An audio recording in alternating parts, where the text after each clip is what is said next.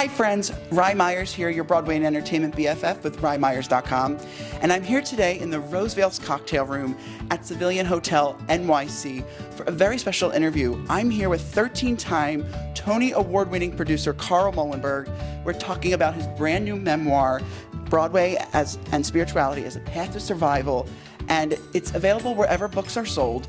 And this is kind of crazy. So he has worked on some of the biggest shows on Broadway: Spring Awakening, Company, Hadestown, Dear Evan Hansen, Pippin, Angels in America, and a percentage of the sales of these books are going to be benefiting the Trevor Project. So, Carl, how are you? I'm great. Thank you for having me and speaking to me. Oh, my pleasure. So, Broadway and Spirituality as a Path to Survival. This book is just so beautiful. Tell for the camera a little bit about this book in a brief summary for those who may not be familiar with it. Okay. Well, the brief summary is that this is not a book about my career or the 13 Tony Awards or any accomplishments that I may have achieved along the way, but it's meant to be an inspirational book to people that are facing their own challenges. Yeah. And my challenge actually was that I made the unfortunate decision to come out literally right before they discovered that there was an HIV problem. And although I had literally just started living a truthful gay life, I tested positive, and the very first test came out, which was a time of complete panic, honestly. There was so much fear, so much unknown. People didn't know what caused it or how you could transmit it. Right. And and a lot of friends of mine were getting ill very quickly and passing away in some cases. So I, at the time, was in investment banking, and that's a very stressful and long-houred job. I can imagine. But I decided to try to stick it out and move forward. But at the point that it got to 1995, my T cells had depleted to virtually nothing, and I came up with an opportunistic infection. But the book is about the fact that although I've had many health challenges since then, and I won't even belabor the number of them that have happened or what they are, but the book is about inspiration that I was able to find my passion, which is in the arts, and in telling stories through Broadway or film, and that has created a calm and a joy and a beauty in my life. Yes. So I wrote the book hoping that other people right now that are going through their own personal challenges, regardless of what they are, in this crazy world that we're in right now, there are a lot of challenges being created for us, that they would find the courage to live a brave life and to find what makes them create beauty in the world. And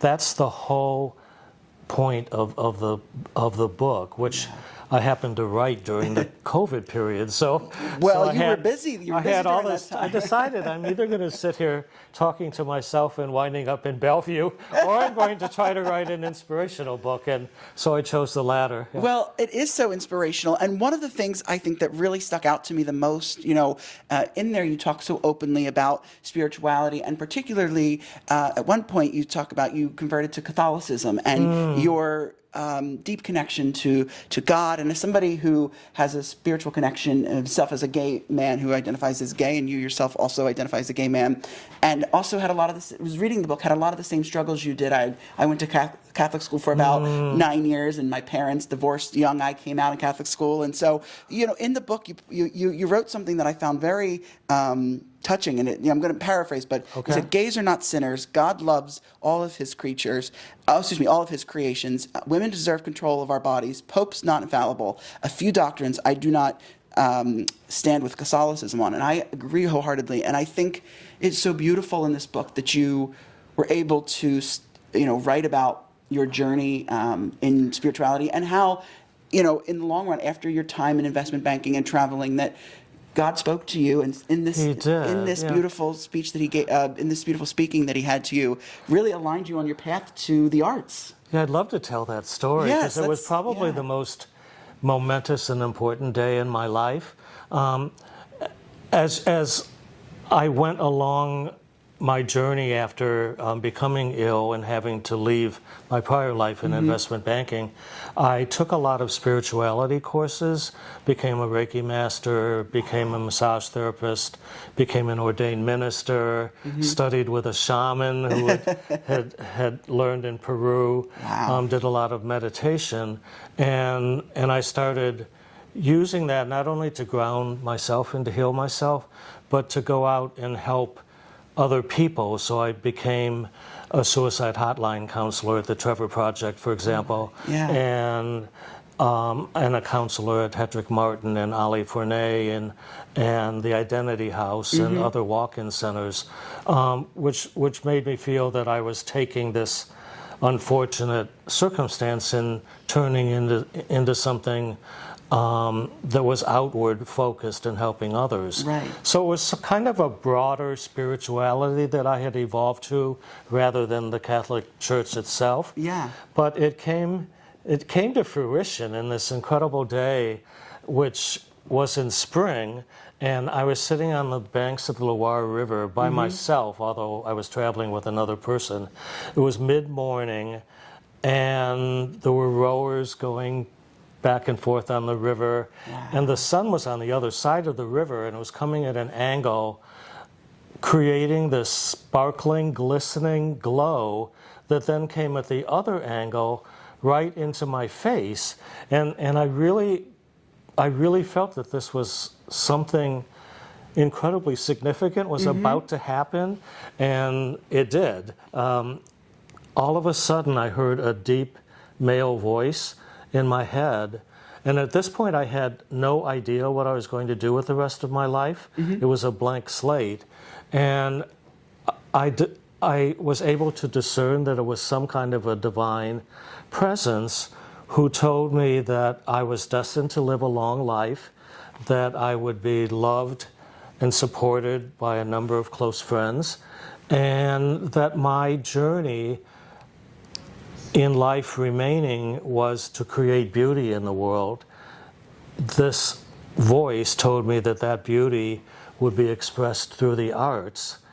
And after I ran back to my hotel and literally wrote down the whole 20-minute talk, I came back to New York and started on the path to become a Broadway producer, which Yes. of course takes training and knowledge and It mentors does. and all kinds of people to help you along the way. But that's Yeah. what changed my life, that moment. And it was, I mean, and it's such a beautiful moment because I'm sure there's so many people out there who, I mean, I've had my own, sort of awakening in that instance back when I was younger, Yeah. that really sort of also connected me spiritually with God and stuff. But I'm sure there's a lot of people out there too who have had that, be it for an artistic sense or something out of that. And so I think that's so beautiful. And, I just want to, commend you for your, as gay men, it's tough. We're often told, we see in the news and media that, we're not loved by God or a higher power. We I should, know. and it saddens me that unfortunately a lot of people have had that, instinct, and it's beautiful to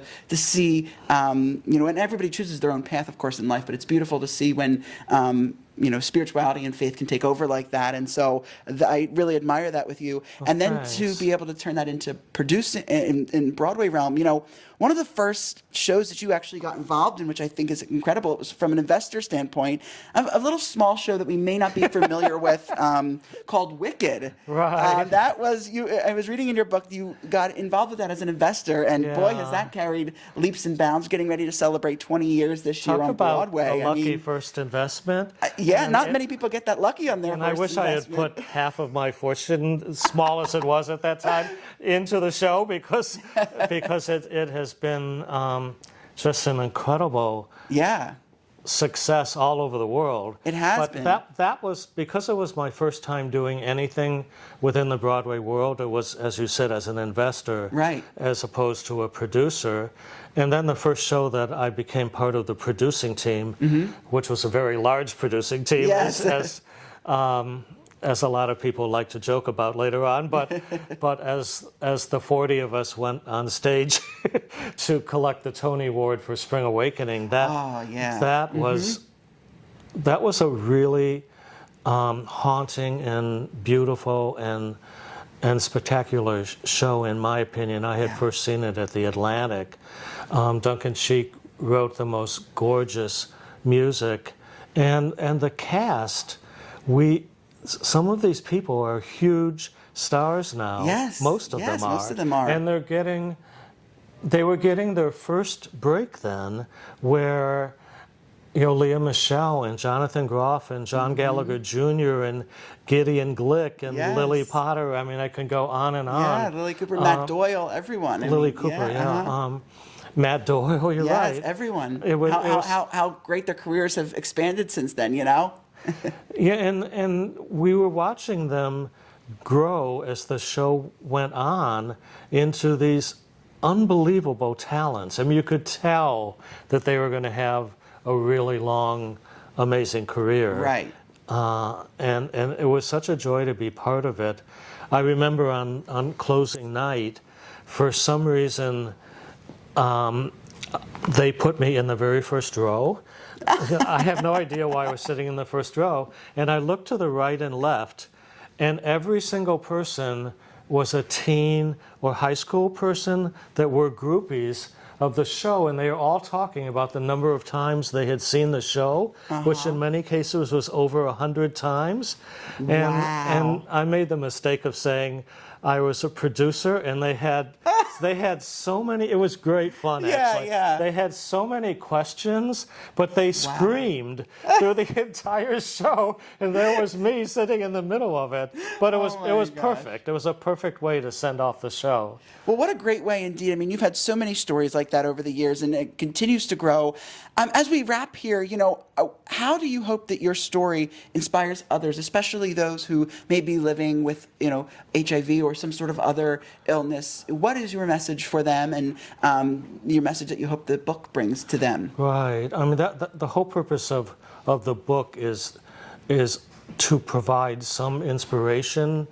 I hope if they can find what really moves them, what their passion is, what they can do to create beauty in the world in their own way. It could be in a completely different way than the arts, but to rise above the challenges and live a life that's really brave and that is complete for them and makes them fully human and alive.